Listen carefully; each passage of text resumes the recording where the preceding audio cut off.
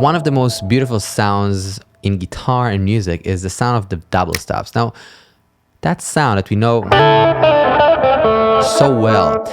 But when I started playing, and for a while actually, I was kind of scared of the double stops, I'll be honest. I didn't really understand how to practice it. I didn't understand how I can play it. I didn't really understand what it was. So double stops is basically two notes played together. It's pretty simple. It's basically dyads. All I'm doing is playing two notes together to create that awesome sound. Now, a lot of times I remember trying to incorporate that sound. I wasn't sure how to go about it. So I'm going to give you a few really easy tips and kind of leads how to do that today.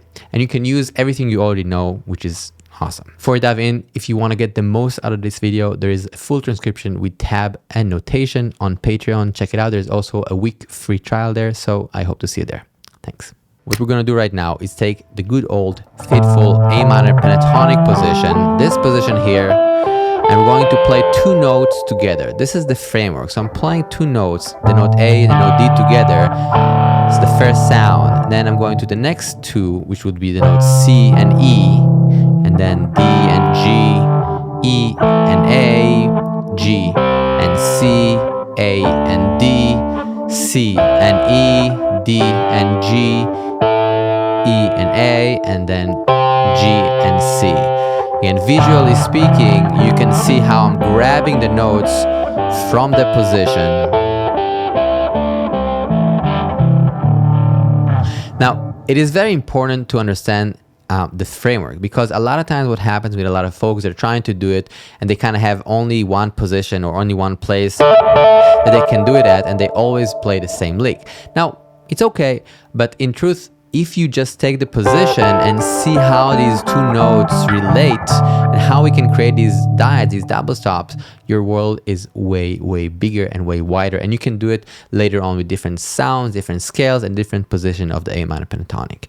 So it's very important to understand what we're doing. The next step for me is trying to take an idea, very simple idea, maybe just one line, two notes, and contrast that sound with a dyad. And I'll choose this. What I'm playing here is basically these two and these two, part of the pentatonic scale. So sort of like call and response.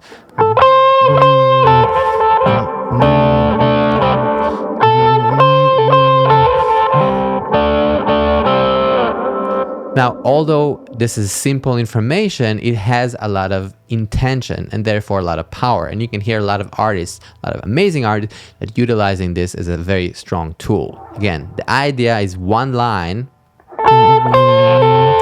and contrasting that line, sort of call and response with the dyad stop, the double stops. I'll adjust my line just a little bit.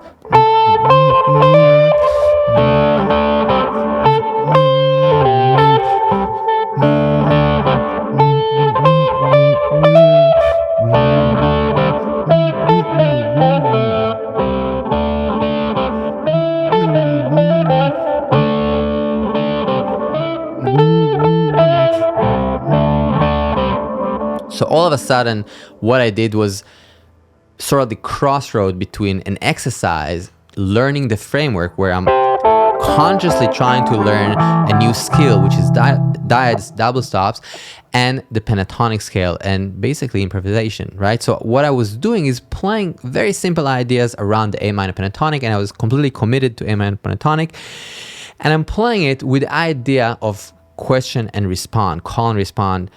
And I'm playing it in time though, right? So I'm playing simple ideas.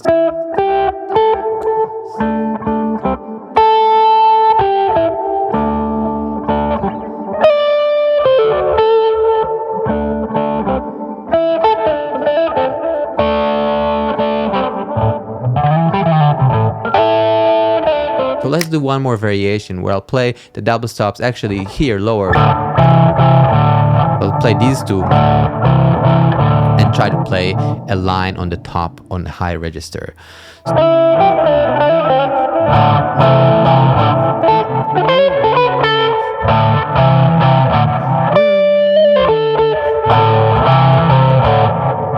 So you see, it's very interesting because what happens here is we're kind of forced to create something that is musical, utilizing the pentatonic scale and using our limitation that we decided that's double stops.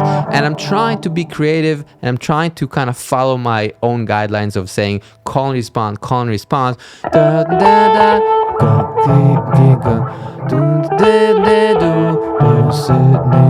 Now be sure that if I'm going to do it for 10 minutes, for half an hour, for an hour, I'll probably find some interesting lines and ideas. And I also might stumble in things I don't know, because I might get bored from this, but I'll try to find different sounds. And in the process of looking for these sounds, in the process of exploring these colors, I might stumble on things I cannot do. And that's good. When you hit a wall, you just say, okay, how can I understand that? What am I missing? What are the elements that I don't see here?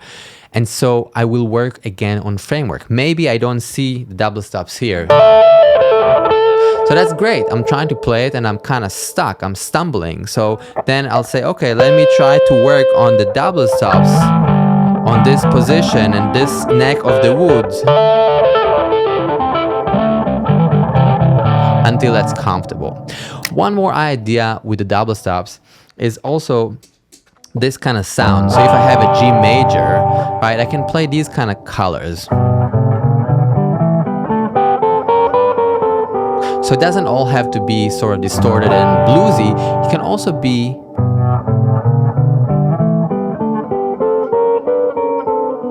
in this context. The double stops are basically chromatic ideas that are leading me to articulate the triad, in this case just G major, but what I'm playing is a combination of major and minor thirds and fourth. So this line specifically is a major third, minor, minor, minor, that basically is leading me from the 1 to the 1 first inversion. Let's see what I played. 2 fourths here, so, and then I played another major third, another fourth, and then actually I went to play sixth. So I guess it's a combination of a few intervals.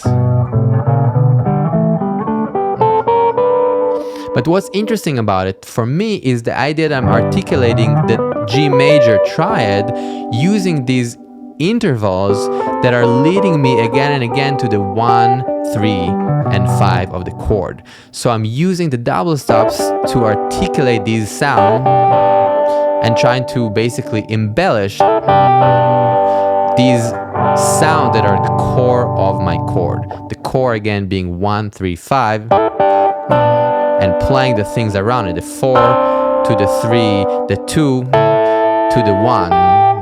So